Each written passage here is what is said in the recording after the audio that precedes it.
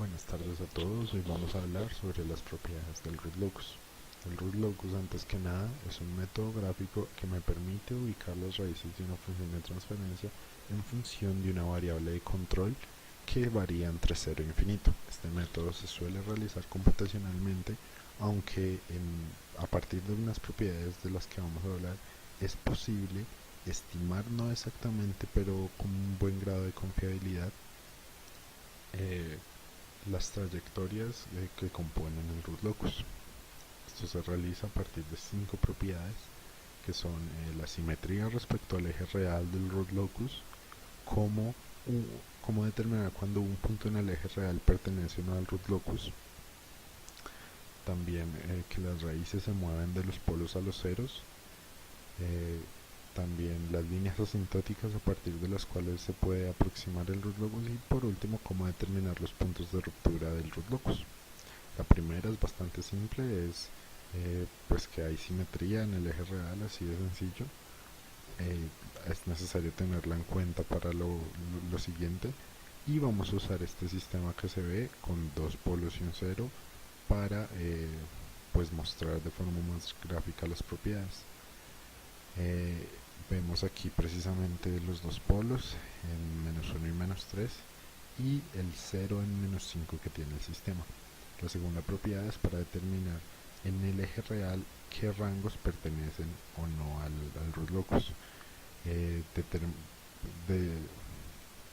Al poner un punto S en el plano complejo, específicamente en el eje real, para que pertenezca al root locus debe tener un número impar de polos y ceros a su derecha. Entonces, por ejemplo, el intervalo de menos 1 a menos 3, a su derecha cualquier punto que seleccione en ese intervalo va a tener únicamente al polo menos 1, por lo tanto al ser un número impar pertenece al root locus. Entre menos 5 y menos 3, cualquier punto en este intervalo va a tener a la derecha dos polos, por lo tanto no pertenece al intervalo. Y de la misma forma, cualquier punto entre menos infinito y menos 5 sí pertenece al root locus. Las trayectorias, las raíces de la función de transferencia van de los polos a los ceros cuando es posible.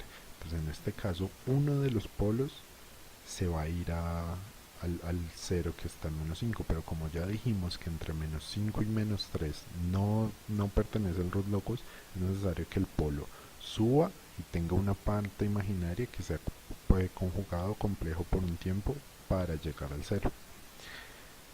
También hay unas líneas asintóticas que dependen de la diferencia entre el número de polos y ceros. En este caso hay un polo más que ceros. Entonces, como vemos en la tabla, va a haber una línea asintótica moviéndose al infinito con 180 grados, es decir, hacia el menos infinito. La otra ecuación nos permite determinar el punto de origen de estas líneas asintóticas. Entonces, como vemos aquí, pues vamos a ver claramente que la línea asintótica va a estar hacia la izquierda, hacia menos infinito, según como decía la tabla. Entonces, un polo, entonces aquí podemos determinar que los polos se van a chocar, se van a separar y después se van a volver a unir en algún punto a la izquierda del cero. Para determinar este punto se sigue la ecuación que se presenta ahí, y ahí se presenta el álgebra necesaria para determinar estos puntos, que son en menos 7,82 y en menos 2,17. Aquí vamos a ver cómo se ve eso en el plano conjugado, en el plano complejo. Vamos a ver que los dos polos en menos 1 y menos 3 se van a chocar y luego van a salir uno hacia arriba y uno hacia abajo y van a volver a encontrarse en el eje real en menos 7,82. Ahí uno va a coger hacia el 0 y otro se va a mover hacia menos infinito. Con esto podemos determinar o estimar, como habíamos mencionado, el root locus en este ejemplo específico, que es el que se ve ahí a continuación, con las flechas determinando más o menos aproximadamente cómo se mueve. Entonces esta es nuestra estimación, y aquí en la gráfica vemos qué es lo que sucede realmente. Vamos a ver que se aproxima bastante, sin embargo no podemos determinar qué polo sube y qué polo baja, ni tampoco los puntos exactos de las curvas. Muchas gracias por su atención y esto fue todo. Created using Powtoon.